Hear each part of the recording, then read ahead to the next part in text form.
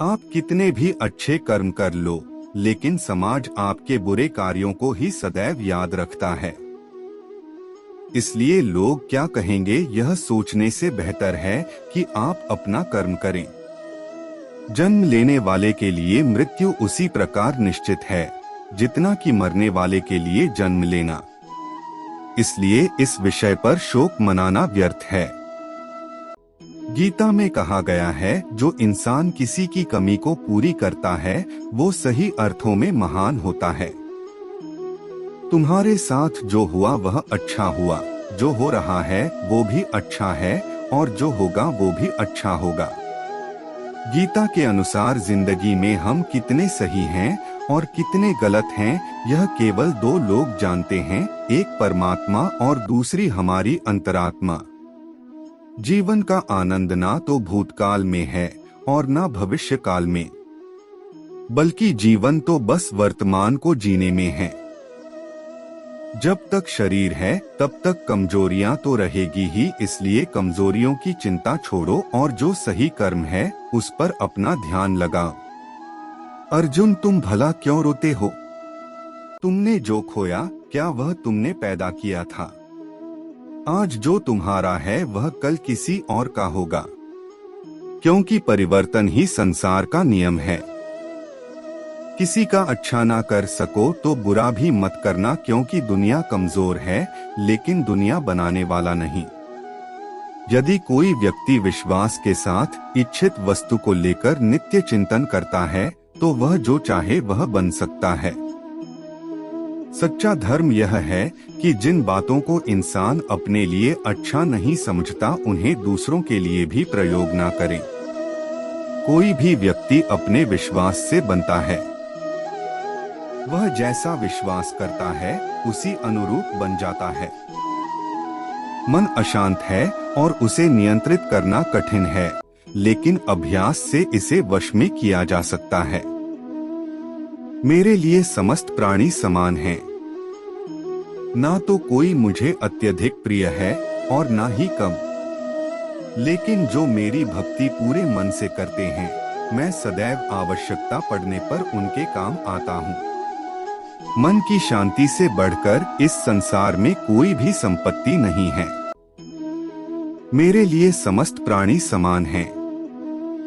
ना तो कोई मुझे अत्यधिक प्रिय है और ना ही कम, लेकिन जो मेरी भक्ति पूरे मन से करते हैं मैं सदैव आवश्यकता पड़ने पर उनके काम आता हूँ। मन की शांति से बढ़कर इस संसार में कोई भी संपत्ति नहीं है। जो मनुष्य फल की इच्छा का त्याग करके केवल कर्म पर ध्यान देता है वह अवश्य ही जीवन में सफल होता है। कोई भी इंसान जन्म से नहीं बल्कि अपने कर्मों से महान बनता है। अपना, पराया, छोटा, बड़ा इत्यादि को भूलकर यह जानो कि यह सब तुम्हारा है और तुम प्रति एक के हो। बिना फल की कामनाएं ही सच्चा कर्म है। ईश्वर चरण में हो समर्पण वही केवल धर्म है। कठिन परिश्रम से बचने के लिए व्यक्ति को भाग्य और ईश्वर की इच्छा जैसे बहानों के बजाय चुनौतियों का सामना करना चाहिए। गीता में कहा गया है, कोई भी अपने कर्म से भाग नहीं सकता, कर्म का फल तो भुगतना ही पड़ता है। मनुष्य को अपने कर्मों के अच्छे और बुरे फल के विषय में सदैव सोचकर चिंताग्रस्त नहीं होना चाहिए। मनुष्य अपने विश्वास से निर्मित होता है। जैसा वह विश्वास करता है वैसा वह बन जाता है। जो मनुष्य प्रतिदिन खाने, सोने और आमोद प्रमोद के कार्यों में लिप्त रहता है वह नियमित तौर पर योगाभ्यास करके समस्त क्लेशों से छुटकारा पा सकता है। जब इंसान अपने काम में आनंद खोज लेते हैं तब वे पूर्णता प्राप्त करते हैं। श्रीमद् भागवत गीता का मुख्य उद्देश्य मानव कल्याण करना है। इसलिए प्रत्येक मनुष्य को सदैव मानव कल्याण की ओर अग्रसरित रहना चाहिए। जब भ्रमित अर्जुन कुरुक्षेत्र में सलाह के लिए अपने सारथी भगवान कृष्ण के पास गए तो भगवान कृष्ण ने कुछ तर्कसंगत दार्शनिक अवधारणाएं बताईं जो आज भी प्रासंगिक हैं। भगवद गीता एक महाकाव्य ग्रंथ है जिसमें हमारी सभी समस्याओं का उत्तर है। स्वतंत्रता आंदोलन के समय कई नेताओं के लिए प्रेरणा की पुस्तक थी। इन कुछ भगवद गीता संदेशों पर एक नजर डालें जिनका उपयोग आप अपने जीवन को सही रास्ते पर वापस लाने के लिए कर सकते हैं। माफ करना और शांत रहना सीखिए, ऐसी ताकत बन जाओगे कि पहाड़ भी रास्ता देंगे। व्यक्ति को अपनी इंद्रियों को वश में रखने के लिए बुद्धि और मन को नियंत्रित रखना होगा। जो होने वाला है वो होकर ही रहता है और जो नहीं होने वाला वह कभी नहीं होता। ऐसा निश्चय जिनकी बुद्धि में होता है उन्हें चिंता कभी नहीं सताती है। किसी भी व्यक्ति को ना तो समय से पहले और ना ही भाग्य से अधिक कुछ मिलता है, लेकिन उसे सदैव पाने के लिए प्रयत्नशील रहना चाहिए। इंसान हमेशा अपने भाग्य को कोसता है, यह जानते हुए भी कि भाग्य से भी ऊंचा उसका कर्म है जिसके स्वयं के हाथों में है। व्यक्ति को आत्मज्ञान के माध्यम से संदेह रूपी अज्ञानता को समाप्त करना चाहिए। मैं उन्हें ज्ञान देता हूँ जो सदा मुझसे जुड़े रहते हैं और जो मुझसे प्रेम करते हैं। सत्य कभी दावा नहीं करता कि मैं सत्य हूँ, लेकिन झूठ हमेशा दावा करता है कि सिर्फ मैं ही सत्य हूँ। परिवर्तन संसार का नियम है। समय के साथ संसार में हर चीज परिवर्तन के नियम का पालन करती है। हालांकि मैं भूत, भविष्य और वर्तमान काल के तीनों जीवों को जानता हूँ, लेकिन मुझे वास्तव में कोई नहीं जानता है। संयम, सदाचार, स्नेह एवं सेवा ये गुण सत्संग के बिना नहीं आते। मनुष्य जिस रूप में ईश्वर को याद करता है, ईश्वर भी उसे उसी रूप में दर्शन देते हैं। अपने कर्तव्य का पालन करना ही प्रकृति द्वारा निर्धारित किया हुआ हो, वह कोई पास नहीं है।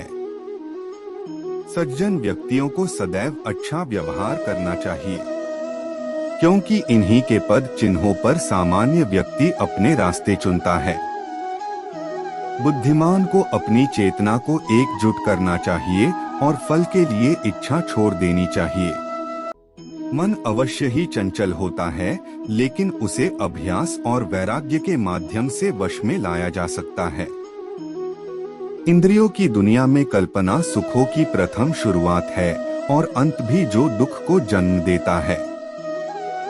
इस संपूर्ण संसार में कोई भी व्यक्ति महान नहीं जन्मा होता है, बल्कि उसके कर्म उसे महान बनाते हैं। जीवन में कभी गुस्सा या क्रोध ना करे, यह आपके जीवन के ध्वंस कर देगा। हे पार्थ, मैंने और तुमने अपने कर्तव्यों को निभाने के लिए धरती पर कई अवतार लिए हैं, लेकिन मुझे याद है और तुम्हें नहीं। वासना, क्रोध और लालच नरक के 3 दरवाजे हैं। जो मनुष्य जिस देवता की विश्वास के साथ भक्ति करता है, मैं उस व्यक्ति की उसी देवता में दृढ़ता बढ़ा देता हूँ। सभी काम छोड़कर बस भगवान में पूर्ण रूप से समर्पित हो जाओ, मैं तुम्हें सभी पापों से मुक्त कर दूंगा। कर्म करो, फल की चिंता मत करो, भगवद गीता का सबसे बुद्धिमान संदेश है। आज हम केवल पैसे, बेहतर घर, कार और सुरक्षित भविष्य के लिए काम कर रहे हैं। हम इतने लक्ष्य चालित हैं कि हम सब कुछ परिणाम के बारे में सोचकर ही करते हैं। यह एक ऐसी चीज है जिससे हमें बचना चाहिए, केवल इसलिए कि यदि अपेक्षाएं पूरी नहीं होती हैं, तो दर्द अवश्यंभावी है। इसलिए काम करते रहें और बदले में कुछ भी उम्मीद न करें। जो व्यक्ति मैं और मेरा इत्यादि की भावना से मुक्त हो जाता है, उसे जीवन में शांति की प्राप्ति होती है। आत्मज्ञान की तलवार से काटकर अपने हृदय के अज्ञान के संदेह अलग कर दो। अनुशासित रहो, उठो और कार्य करो। जिस प्रकार से प्राकृतिक मौसम में बदलाव आता है, ठीक उसी प्रकार से जीवन में भी सुख दुख आता रहता है। वह कभी स्थायी नहीं रहते हैं। इस जीवन में ना कुछ खोता है, ना व्यर्थ होता है। जो लोग परमात्मा को पाना चाहते हैं वह ब्रह्मचर्य का पालन करते हैं। भगवान श्री कृष्ण कहते हैं कि मैं इस संसार की सुगंध हूँ, अग्नि की ऊष्मा हूँ और समस्त जीवित प्राणियों का आत्म संयम हूँ। बुद्धिमान व्यक्ति कभी भी कामुक सुख में आनंद लेते हैं। वह सदैव मोक्ष की प्राप्ति में लगे रहते हैं। वह जो सभी इच्छाएं त्याग देता है उसे शांति की प्राप्त होती है।